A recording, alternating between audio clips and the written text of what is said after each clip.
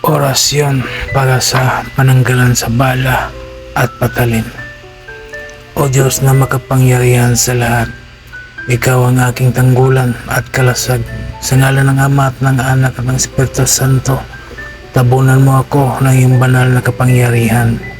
Walang bala o patalim ang makakatusok. Walang masaring loob ang makakapinsala pagkat ang iyong dugo o Kristo ang aking sandata at kaligtasan. Amen. Bigkasin lamang ang mga orasyon na sumusunod ng 3 beses at ihip sa isang basong tubig at inumin.